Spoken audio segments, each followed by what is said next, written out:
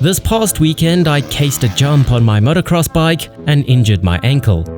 The good news is that my ankle isn't broken and that I'm getting faster on these. Plus, it's just my rear brake foot, which isn't as important as my gear lever foot.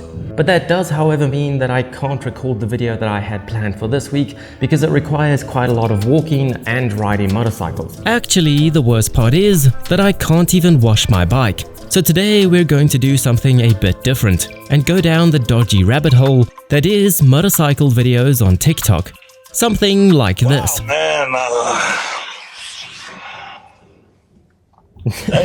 So he's putting his helmet on with his intercom system because his AirPods died. I mean, he's obviously very rich. He's got an AGV and AirPods. I can't afford either of those. But it's a pretty good hack. I might steal that for a hack video because he's basically just using his helmet with his intercom system as his gaming headset. It looks way cooler than a real gaming headset. So I don't venture down motorcycle TikTok very often. I do watch TikTok, but the bike side of things is usually very cringy. But as someone who makes motorcycle YouTube videos, it does intrigue me. So today, we're gonna do some market research. Those are hot brakes. Those are very hot brakes. I've never seen anything like that in my life. You might have a brake issue. I don't got no gas in it. Yeah, he definitely has a brake issue. I've never seen anything like that. That can't possibly be actual brake fluid because brake fluid would never boil. I mean, brakes get hot, but not that hot, especially your rear brakes. Imagine what you have to replace now. I mean, it looks like he has rubber brake hoses. They have to be melting inside, and he's busy bleeding that boiling brake fluid onto his rear tire. Okay, TikTok can have 1 point because that was a good video. Eat a 2-week-old unrefrigerated pie. Long ways to drive. I feel like this would be me. After years of mocking Harleys, you finally get on one, think you're riding it quite well, only to fall off and then it chases you and kills you. I mean, that's how Harleys get their own back when you mock them for decades. I have to watch that again. That was brilliant. He's doing so well, and then I mean, the Harley's annoying. It can't fall over and then it can chase you. It's like a diesel. You just let the clutch out and it pulls away. Also, I drove about 5 hours to go pick this bike up in that truck. And when I strapped it down, I didn't turn on the bike. And this has the premium package on it, so it has electronic suspension. And if you don't turn on the bike, then the suspension doesn't know what to do when you strap it down. So what did I do? Blew out the forks. Okay, so he's got electronic suspension on his fancy new motorbike that he's excited to ride, ties it down in the back of his truck, but doesn't turn the ignition on. So now your electronic suspension doesn't know that it's being compressed, and he's blown a fork seal. So it's a classic case of the smarter they get, the harder they are to deal with. I would have done the exact same thing. I've never had electronic suspension. I had no idea that's a thing. And personally, I'm not a fan of electronic suspension anyway, and this makes me want it even less. Spend less money, get better forks. Easy. So we got another BMW S1000RR. I'm not surprised, everybody loves them at the moment. They do look beautiful. It's a beautiful video. I love videos like this because it gets people excited about motorbikes, and quite frankly, it makes me excited to go ride. But he's got a very expensive motorbike that's high performance, but he's raised the forks in the clamps to make it look lowered.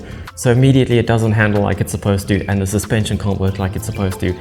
So what's the point? Then again, fancy gloves, fancy boots, carbon fiber helmet, but can't wear a jacket. Respect your bike. Every time I see a motorcycle coming down the street,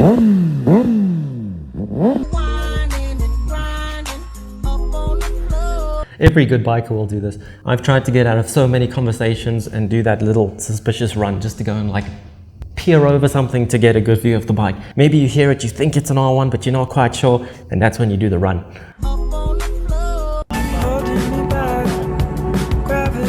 Okay, he looks more like a kidnapper here. I hope he knows this kid, otherwise that's really creepy. But the bottom line is, I also do this, not this creepy, but every time you see a kid on a motorcycle and they look interested, it's awesome to engage with them, because if you can get another kid excited by motorcycles from young and to not be scared or intimidated by bikes, it's awesome. If you can make another biker in the future, you absolutely should do it. Oh shit, damn! What the f? Bullshit! I don't need this shit.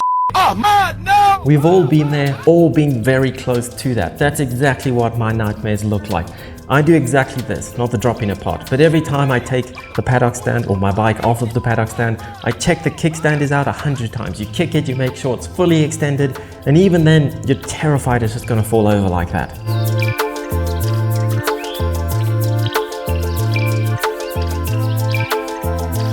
Okay, if you ever have a girlfriend that does this, that takes your passenger seat with her, get rid of her immediately, because the bike comes first. If she takes the passenger seat off and replaces it with a color-matched carbon fiber seat cowl, that's okay, keep her around. But if she just takes the seat and leaves the bike looking bad, she's not the one.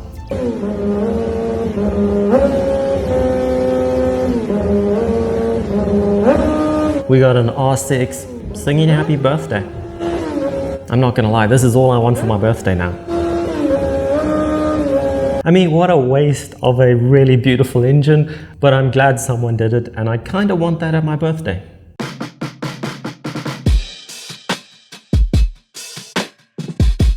I'm both of those things. I'm a biker and a cyclist, and to be honest, I always look at motorbikes and forget I'm on a bicycle and try and nod to them or think I'm one of them. But if somebody did this to me, I'd probably react in the wrong way. This cyclist is a good guy. He didn't get angry. I swiped my debit card, the cashier told me that it was declined. That made me cry. That's just a Ducati doing Ducati things. Okay, this one looks like a long one. How it feels when you pass other bikers in a group. Hi. Hello, what's your name? I'm Rico, what's yours? I'm Trippy, what do you ride? Yamaha R6. Oh, that's fast. Yeah, it is. I ride a street trip. This is half accurate. I mean, that's way too long of a conversation. A lot of this processing happens, but it has nothing to do with the other person. It's usually a wave while I'm staring at your bike and judging it. I can tell you what bike it was, what year it is, what color it was, what exhaust you have on it. You know, all of those things. Couldn't tell you anything about the biker. By using small amounts of throttle, the driver is being gentle on his vehicle, and just as important, he's being considerate. Okay, so he's got his 310 GS, the little one, and it looks like some indoor training facility. I'm not sure how this helps in real life. It does look like fun. It's something I would be interested to try because he makes it look pretty easy, and I bet it isn't. I don't know how he isn't just riding over the pole.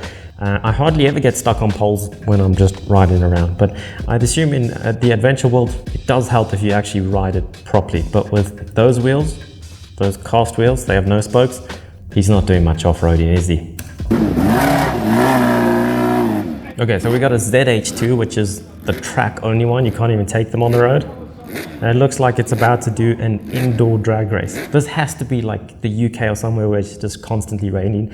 Otherwise, there's no other reason to do a drag race indoors. It doesn't look long enough for a ZH2 to be drag racing. Okay, the video cuts off before you see if he hits the wall at the other end, but you can imagine the sound. If there's one cool thing it's hearing all those bikes, I assume there's others indoors, that you'd need earplugs, but it would sound brilliant. This is exactly what everyone thinks of and pictures when you talk about supermoto racing. And like when you see my supermoto, this is how you would expect me to ride, and I can't. The first time I took mine to the track, I tried to do this, but I was an idiot. I still thought that you used the rear brake to do this, locking up the back wheel, sliding it out, which you don't. You're supposed to brake so hard into the corner that the back wheel actually gets light and starts to come off the ground. So then you could slide it. It's my biggest wish. Cool. I spend my time just... That was so nice of him. He invited his girlfriend on date night with his bike. Hope the bike doesn't mind. When you've been telling your girl how fast your 600 is and she starts talking shit to a Lambo with no rear bumper. No. Okay, it would be the exact opposite in my relationship because I also had an R6, and to this day my girlfriend still believes that an R6 is the coolest and fastest bike ever made just because she likes them so much. It was pretty much her first exposure to bikes, so that's why.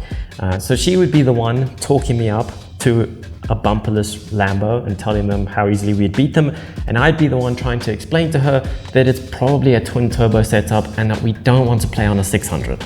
Yep, that's me. Whose instinct is it to put their hand down? In this situation. He saves it. Okay, I hope he has a real jacket under that hoodie because the amount of people riding around in hoodies on TikTok is terrible. He at least has a real glove on, so hopefully he didn't break a finger. Like, whose instinct is it to put your hand out when you're about to crash? I'd rather land on my shoulder than put a hand out. He practically is Marc Marquez. He saves it and he's on a Honda. When you think that you're going okay on a track day. Some supermoto riders shows up out of nowhere. Again, I mean, usually I'd be like, you're a terrible rider if you're getting passed by a supermoto. But after actually riding one, they're very competent on a track, especially the right track. Obviously, like a really fast open track, they don't really stand a chance. They don't have high top speed. But on a tight, twisty track, chances are a supermoto can be faster than a super bike.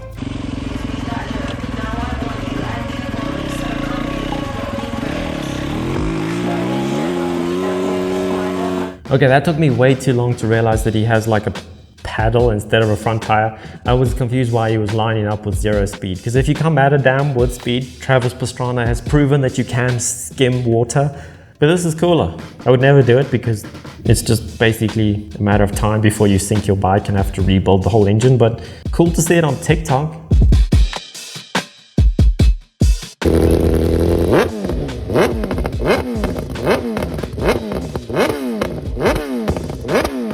He is such a BMW rider. He's got the matching jacket. He's got the little Dainese pouch on his hip. I promise you his helmet is matching colors to this bike too, because that's what BMW riders do. It sounds good. The only issue I have with this, besides the matching jacket, is look at his mirrors. He's got those mirrors that fold down so that they look like winglets, and then you fold them up and they're mirrors. I hate those. I mean, I hate the way it looks. They don't provide any downforce and they're pretty useless mirrors. So what's the point? But anyway, that is motorcycle TikTok. And to be honest, it was a lot better than I expected. It still can be very cringy, but overall it seems to be gradually getting better. It's still better than some of the biggest channels on YouTube. But if you enjoyed any of those videos, go and follow those guys over on TikTok, and I'll see you on the next ride.